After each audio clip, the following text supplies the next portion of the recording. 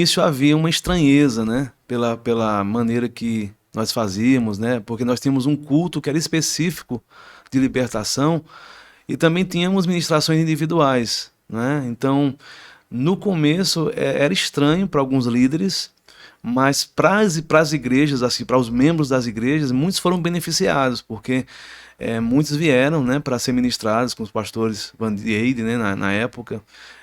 O próprio apóstolo Maurivan, quando ia para Lagedo, o pessoal aproveitava também para, né, para ter esse momento com ele, individual, para buscar, porque as pessoas reconhecem que precisam de ajuda, né? E é como eu te falei, né, a religiosidade, ela é muito, é, como é que eu posso dizer? Não é o que realmente vai transformar vidas, né? Ela vai mantendo a pessoa. É possível, por exemplo, uma pessoa tá há 20 anos fumando e na igreja, né, às vezes até cantando, pregando, né, e mantendo ainda aquele cigarro, aquela bebida alcoólica, né? É, é muito.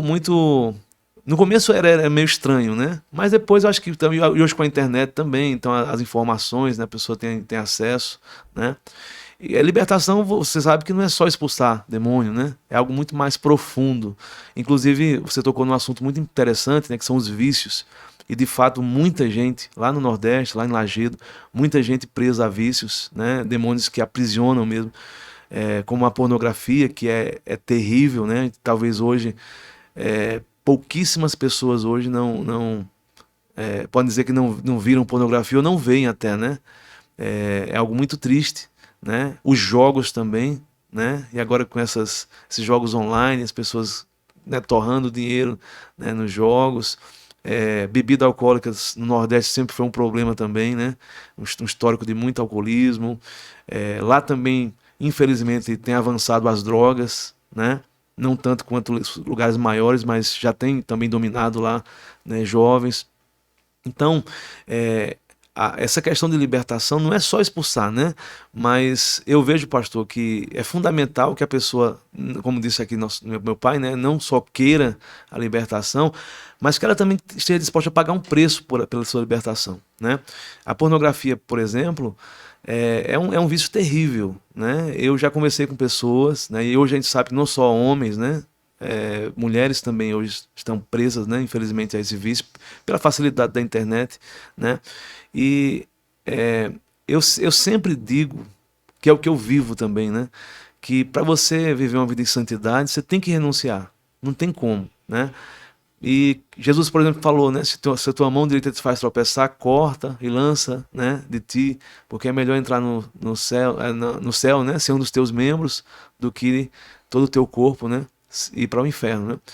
E quando você fala de renúncia hoje, é difícil as pessoas querem aceitar isso, querem viver isso, e querem atalhos, querem facilidades, mas não tem facilidade de atalho para a libertação.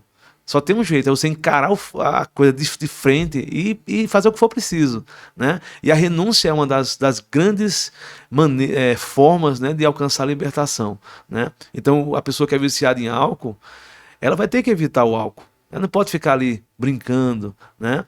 Um exemplo que eu lembrei agora é de uma pessoa da nossa igreja, ele não é mais novo convertido, né? Mas também não é tão antigo na fé. Ele era alcoólatra, ele bebia muito, né? E ele converteu, aí alegrou-se muito com Deus, com Jesus, aquele coisa de primeiro amor, né? E ele fez uma viagem para uma cidade vizinha. E aí estava lá com outros irmãos e estava num culto de ceia. E aí, na hora de tomar a ceia, essa igreja usava o vinho com álcool, né? O suco, não é suco, né? O É vinho, o né? vinho É mesmo. o vinho mesmo com álcool. Aí você vê como é importante a gente. Porque a gente pode até pensar sobre isso, né? Porque tem. Não, mas pode beber, né? Socialmente, ou então um golinho ou outro não tem nada a ver, né? Mas aí o que aconteceu? Ele foi tomar a ceia e ele não sabia que tinha álcool. Falou, pastor, quando eu tomei o vinho, acendeu em mim o desejo de novo do álcool, sabe? Me deu um desejo assim. Aí você pensa, poxa, na ceia, né? Na ceia, num momento tão especial, e o inimigo entra, né? Para trazer na mente dele aquela coisa toda. Então você vê como é interessante a renúncia, né? Tem que renunciar, né? Às vezes a gente que fala de libertação, de batalha espiritual, soa como pessoas muito radicais, né? Mas é porque não tem outro jeito. né? O inimigo, ele, por qualquer coisinha, na verdade, ele entra e quando ele entra, ele faz a festa. Então a gente tem que renunciar. E é uma mensagem difícil hoje das pessoas aceitarem. E não está sendo pregada também, né? Quase, né? Então vou fazer até uma pergunta difícil para o pastor. Ô, rapaz, deixa para ele quando ele voltar. Deixar o apóstolo chegar, deixar o apóstolo chegar, né? Então, no Ministério de Libertação, que eu tenho acompanhado, né, o próprio apóstolo Maurivan e outros ministérios, e li bastante livros sobre batalha espiritual, Sim. e vi muita coisa, e existe várias linhas de pensamento, né, sobre batalha espiritual. Isso. A pergunta é simples. Oh, amém.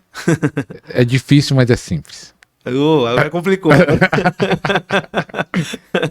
Tem pastores, apóstolo, bispo, gente que está na frente da igreja, que precisa de libertação? Ah, com certeza. Com certeza, pastor. Com certeza. Por quê? Eu acredito, pastor, que acho que todo mundo, né? Todo mundo, se for sincero. Eu vou te contar aqui uma história que também lembrei de mim, né? Eu também sou envolvido muito com adoração, né? Eu ministro louvor, né? Adoração. Hoje eu parei mais, né? Deixei mais o pessoal da igreja mesmo, né? Tocar lá o barco. Mas eu gosto muito de adorar, né? Tô em casa, né? No meu secreto. E eu sempre fui, não é que eu sempre disse isso, mas sempre me disseram que eu era muito humilde, né? Sempre me disseram isso. Não, você é muito humilde, você é muito simples, né? Eu sou conhecido como uma pessoa humilde e simples. E eu até achei que, de fato, né? Eu era essa pessoa, né?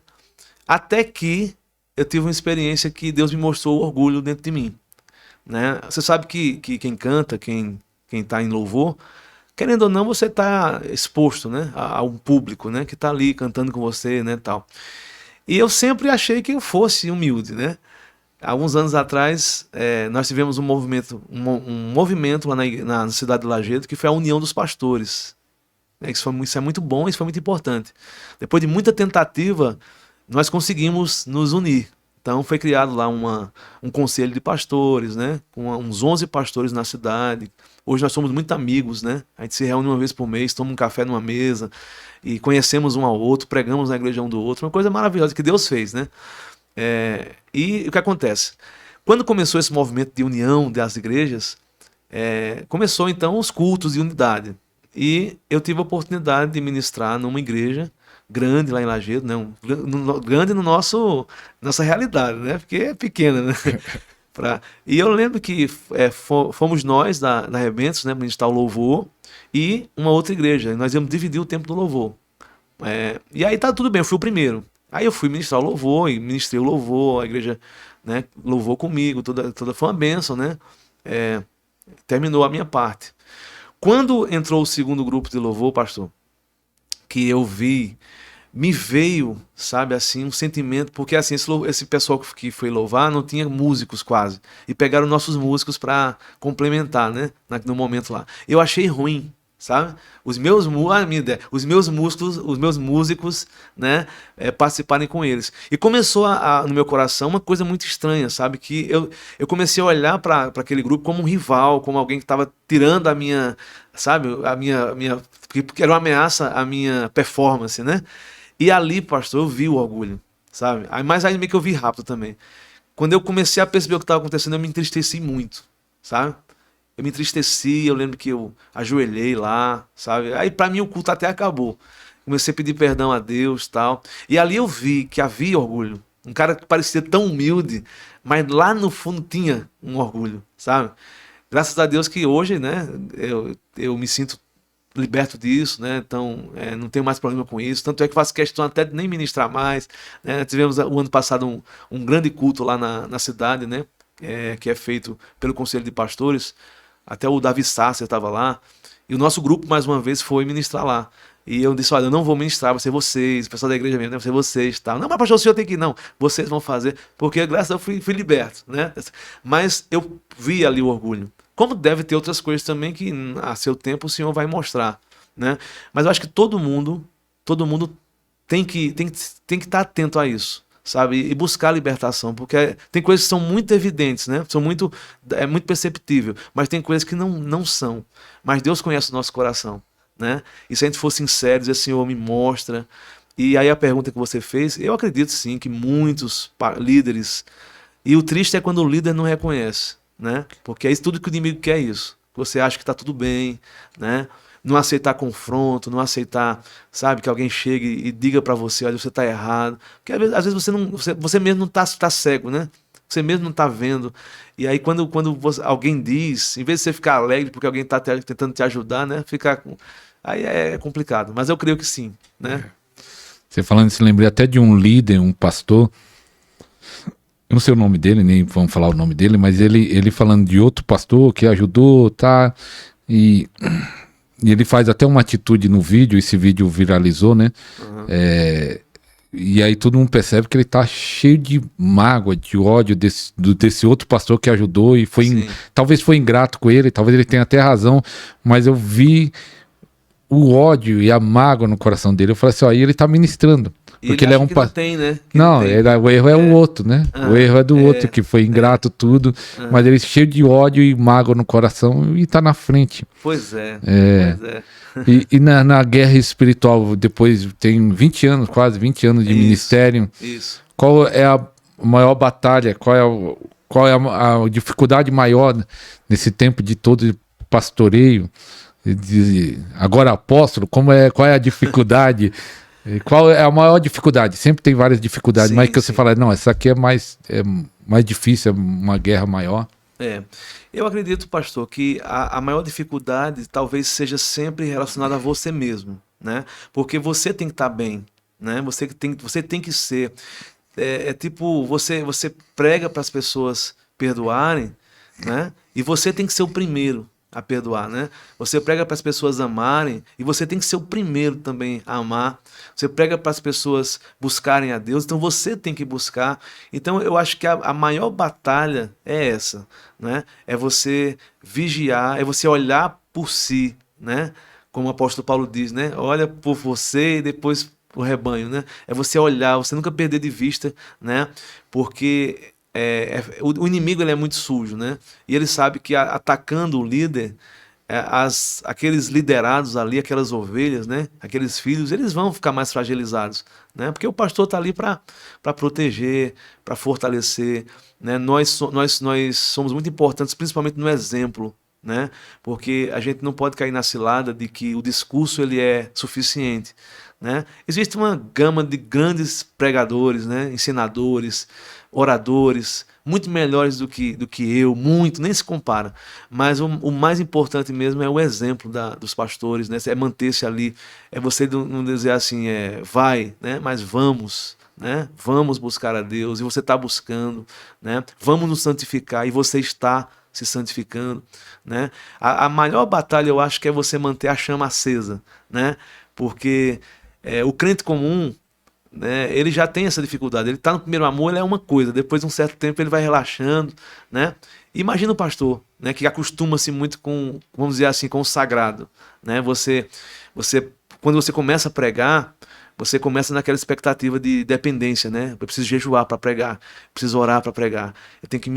Mas com o passar do tempo, você começa a se acostumar com aquela rotina de pregação. E você prega até mesmo sem jejuar, sem orar. Já aconteceu comigo, por exemplo, eu estava numa igreja, a Brasil para Cristo, lá na cidade, né? É um amigo meu, pastor Zenildo, e eu fui só visitar. Era um período de carnaval, estavam tendo momentos de oração, né? Cultos, assim, e eu fui num desses, pela manhã. E fui só como visitante, né? Não estava na minha agenda, né? Na minha mente que eu ia pregar. Já tinha um pregador, inclusive, né? E o culto foi acontecendo, né? Adorando a Deus e tudo mais. Quando foi chegando a hora da pregação, eu estava sentado assim embaixo, eu vi eles conversando lá em cima, o pastor e o auxiliar, e apontando para mim. Ih, rapaz, e eu olhava para esse pregador, eu sabia quem era o pregador, não chegava. Aí o pastor desceu e disse: pastor, olha, é o seguinte, essa irmã está cantando, quando ela terminar a canção é a pregação, aí você prega, porque o que eu chamei não veio não. Tá certo? A gente já combinou tudo certinho ali. Assim, né? Aí o que acontece? Aí durante a música eu orei, né? Ali comigo, orei ao Senhor. Você tem algumas mensagens, você já pregou, então você tem aquela facilidade, porque você já prega constantemente. Mas aí que tá a questão, né? Que eu acho que é o desafio nosso, é não se acostumar com isso, sabe? Porque Senão a gente se torna também religioso, né? Se torna também mecânico. E a gente sabe que andar com Deus é uma novidade de vida, né? Deus, ele tem coisas assim tão maravilhosas para nós a cada dia. A gente não pode perder essa alegria, né? De servir, de buscar. E eu acho que o desafio é esse: você, depois de 20 anos, continuar apaixonado pelo Senhor, né? Apaixonado pela sua palavra, né? Tem gente que nem lê Bíblia mais, né? Pastor que nem quer ler, já conheço tudo, já. E não Pega o é. esboço no Google. No Google, e agora no chat GPT. No chat, é verdade. Né? Misericórdia.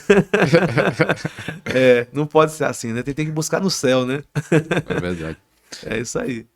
Pastor, nesse tempo todo que está na caminhada, desde os 15 para 16 que você falou, quando converti. quando se converteu, e depois já foi logo cedo sendo chamado para o ministério, e está ali em Lajedo. Qual uma experiência que você lembra assim que foi marcante para sua vida? Ou você com Deus, ou você ministrando, algo que chamou muita atenção, que você lembra? Sim. Você lembra de alguma agora? De uma experiência com Deus? Eu vou falar uma mais recente, né? Teve muitas, né? Mas eu fui muito abençoado no final desse ano, 2024, no último dia do ano. Eu passei todo ano, né? Eu gosto de caminhar, fazer caminhada, né? Não só pela saúde física, que é importante, mas também para orar. Eu moro, a minha casa fica próxima a sítios, né? A zona rural. Então, eu estou quase no finalzinho do perímetro urbano, né? Então, eu já pego estrada de barro e vou começar a caminhar lá nos sítios, né? Lá em Pernambuco, lá em Lajedo. Mas eu caminho para orar. Então, eu aproveito que não tem movimento de pessoas ali quase e vou orando ao Senhor, né? Tal. Faço isso quase que o ano inteiro, né? À tarde, saio para caminhar, quando eu posso. E nesse último mês de dezembro de 2024, né? Eu tomei uma decisão, eu falei, rapaz, porque pastor, olha, eu vou dizer uma coisa para o senhor assim, que eu acho que muita gente vai entender o que eu quero dizer. Essa era da internet é complicada, porque às vezes você não está vendo coisas pecaminosas, né? Mas até coisas boas, elas atrapalham a gente espiritualmente, porque se a gente não tiver cuidado, por exemplo, eu gostava muito de notícias, né? De me informar. E eu estava viciado nisso, né? Toda hora era olhando Google Notícias, G1, e vai migrando para um, para outro, e você fica, né, um tempão lá só vendo coisa ruim, né? Política, você vai ver política é coisa ruim, já tem notícia ruim, né? Vai ver criminalidade e tal, e você vai se enchendo daquilo, e quando você pensa que não. Outro problema também, para muitos, né, é o excesso de entretenimento, né? Porque hoje esses streams, né, você assina lá não sei quantos serviços de streaming, aí muita série, muito filme, né? Cada vez filmes mais legais que outros. E aquilo vai envolvendo a gente e vai esfriando a gente espiritualmente, né? Porque para ser fervoroso, a receita é simples, é a mesma coisa que sempre foi. É leitura bíblica, né? É oração, é jejum de vez em quando e adoração, né? Aquela vida constante nesse ritmo. E aí o que acontece? Eu decidi, né? Eu falei, eu vou parar com esse negócio de notícia, eu vou deixar isso de lado e vou começar a buscar a Deus, né? Mais ainda. E aí eu aumentei minhas leituras bíblicas, minhas orações, tudo mais. E aí no último dia do ano, o nosso culto, como a maioria das igrejas, né, é à noite, a virada de ano, né? Eu saí para caminhar. Era umas 5 horas da tarde já o culto ia ser 10, dava para caminhar tranquilo. E eu comecei ali, como sempre, orando, né? Orando. E aí, pastor, eu comecei a adorar o Senhor, né, na estrada lá. Fui subindo, a gente tem um monte que a gente vai também de vez em quando lá para orar. E eu fui subindo ali, né? Aquele monte ali, orando. De repente veio aquela presença maravilhosa do Espírito Santo, sabe? Aquela coisa que você começa a sentir o seu corpo esquentar e que você começa a querer tremer, né? E aí aquela coisa gostosa, daqui a pouco você está falando línguas, né? E aquela adoração vai fluindo, vai fluindo, vai fluindo. E foi um renovo, sabe? Foi algo assim tão maravilhoso que fechar o ano com chave de ouro, né? Você já entra no outro motivado para buscar mais, né? E é um desafio que acho que todo líder, né, tem. É esse, é manter o coração ardendo, queimando. E ter muito cuidado com que até coisas boas em excesso, né, ou coisas que não são ruins, né, vamos dizer assim. Não é nem de coisa boa, mas que não é ruim também, não é pecado. Mas elas vão te apagando, né? E a igreja, ela precisa de líderes que queimem por Jesus, né? Que sejam um exemplo, que queimem, que sejam apaixonados por Jesus, que amem Jesus, né? Para que isso também seja um exemplo, né? E leve pessoas também a querer, né? Querer buscar o Senhor. Então, eu acho que o desafio é esse, é você manter-se, né? É manter-se. E não tem segredo, tem que tá orando, tá buscando, né? Verdade. E tá renunciando o tempo todo. E a chave tá aí, né, pastor, que você falou, ó, tem os streams, tem notícia, tem as redes sociais, Instagram, Facebook, que às vezes não é pecado no sentido, mas só que uma coisa que essas redes fazem, se você não está assistindo o Podcast, as redes sociais roubam. Que é importante pontuar, né? Quando eu falo assim o que é que eu comecei a fazer? Eu comecei a trocar. Então, o que é que eu faço hoje? Eu ouço podcasts, né? Cristãos, sou muito abençoado. Inclusive o seu, né? Agora assisti agora. Com certeza. Eu nem sabia, né? Nem sabia. Agora, né? Então, assisti. Eu gosto muito. Sou muito abençoado. Mensagens, né? Louvores. Porque vai acendendo em você essa vontade novamente sabe, de gostar. Quando eu não era crente, pastor, eu lembro que era no tempo ainda do Walkman, né? E eu lembro que eu passava rádio, né, para ouvir. Quando chegava num algo religioso, eu tirava rapidamente, parece que tava choque, né? Que eu não queria, né, que eu ouvia aquilo ali. Então eu passava, né, em algum momento da minha vida. E aí quando você se converte, não, você tá apaixonado, você quer ouvir cada vez mais, né? Mas com o passar do tempo você pode perder isso também. Começa a achar chato, começa só a querer ver essas outras coisas e esfria muito a gente, né? Aí o que eu quero dizer é o seguinte, que eu hoje tô assim vendo, continuo vendo, né, essas coisas, o YouTube, mas mais questões assim que alimentam o espírito. A gente vê a diferença. A gente vê a diferença. Eu fiz uma vez um desafio, pastor, falei assim, ó, se você ficar 1 hora nas redes sociais só passando Reels ou TikTok, fica 1 hora orando, ficar 2 horas nas redes sociais, assim, se não tá vendo nada positivo, algo que só para distração, né? Ou assistindo alguma coisa só para distração, de futebol, seja lá o que for que a pessoa assiste, filme, série, às vezes a pessoa maratona uma série, 8 horas, 10 horas maratonando. Então, tudo rouba tempo. E é o tempo de nós buscar Deus intensamente, 2025. É um tempo de mergulhar. Porque eu sinto que, assim como sempre, como a frase do apóstolo, que a vida cristã é uma batalha espiritual, um negócio assim que ele falou. Sim. A verdadeira vida cristã é uma batalha espiritual. Sim. E eu creio que cada dia mais fica mais intensa a batalha espiritual. E o que você falou aí sobre esses vídeos curtos, né? Que a gente vai passando, a gente esquece que o diabo é diabo, né? E ele tem acesso a tudo, né? E às vezes você vai passando o vídeo, pastor, você vê uma coisinha boa, né? Engraçada, inocente, mas no meio daqueles vídeos ali tem uma coisa que o diabo coloca pra... Aí voltando à questão do viciado, aí você tipo... Tá ali, aí de repente vê um videozinho que já te leva a pornografia de novo. Ou a bebida. Tem que ter cuidado, né? Tem que ter muito cuidado. É verdade.